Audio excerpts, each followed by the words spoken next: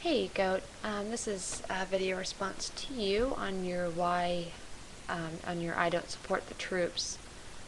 Um, Unfortunately, this has to be on my webcam as uh, my editing software has decided to go stage a little revolt. So I'm probably gonna lag, and here's hoping that I can fit this all in without stuttering too much since I have to use quick capture to do this.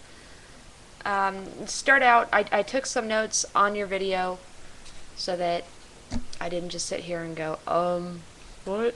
So, here we go. Something you said in the video, you said, I don't support the military politically, or the soldiers, or their choice to stay in the military. I hate to quote the Princess Bride in here, but, you know, I don't think the military means what you think it means. The military, I mean, the way that you're coming across here, you're acting as if it has a single view on politics. It just doesn't happen that way. I actually began to wonder when I first started watching this video if this was a joke or if you just wanted like outraged responses, or to, it was like a study to see how many people you can get agree with you.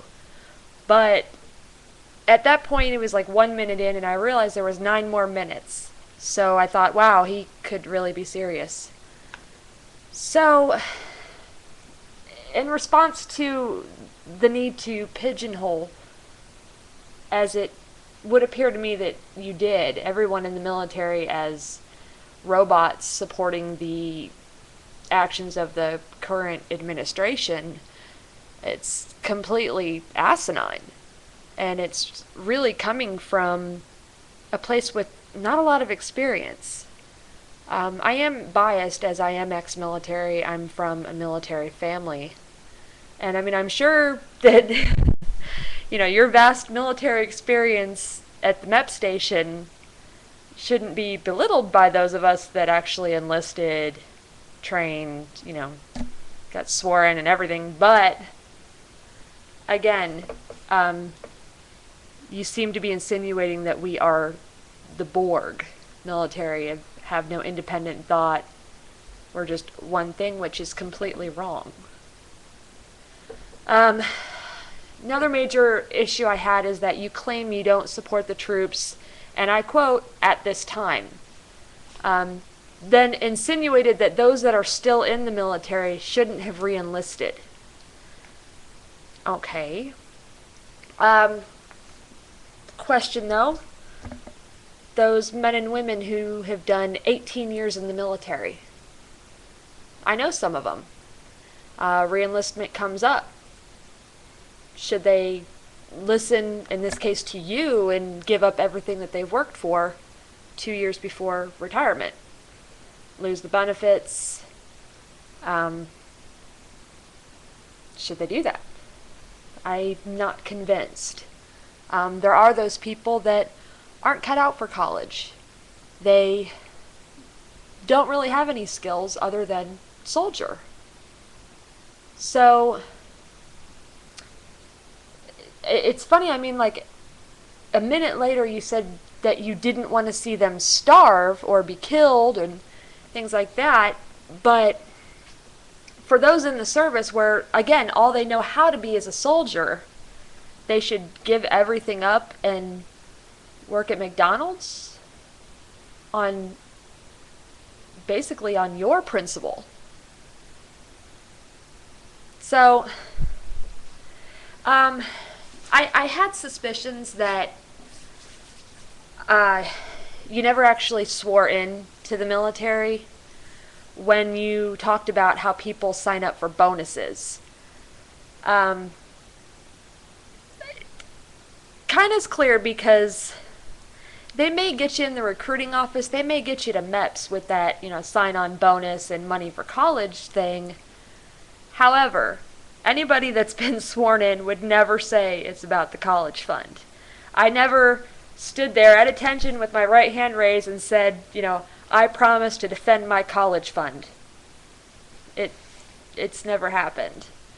So that's kind of out. I'm going to ignore the tangent on civilian contractors because I don't really care. I mean, if they're over there doing quality work, bringing the income back into the U.S. market, then I guess, yay. I mean, if somebody's going to profit off it, why not have it be Americans? Again, you seem to assume that soldiers, that they can just come and go. The general attitude, I don't know if you realized how this sounded when you said it, and I'm trying to give you the benefit of the doubt because, I've talked to you on Stickam and I watch your videos, and you are an extremely intelligent, smart, clear-thinking person. So I was understandably really confused when I watched this video because I was like, wow, I'm kind of disappointed. And maybe it's because it's a pet topic or you didn't, I don't know. But the insinuation there that people would be like, oh, gee, well, I don't like this war. So I'll just maybe, pop back in for the next one if it doesn't, if there's nothing political that I'm going to disagree with. Well, no. I mean, whether they believe that the cause of them going to war is just or not is completely irrelevant. The cause is American. And, how do they know it's an American cause? Well, that's simple. Because the president, an elected official, and also the military commander-in-chief, and the Congress, made up of elected officials, as per the Constitution, they say it is. End of story. It's an American cause because they say it is. I'm going to link you to a video of a swearing-in ceremony of this year. I don't have mine. It was 10 years ago, but I don't think the wording has changed at all. For the entire argument there of whether it's a just cause or not, just go ahead and listen to the oath, as you'll have your reason for why you don't see soldiers, revolting in the ranks and giving the middle finger, to their superiors, because that's what we signed up to do.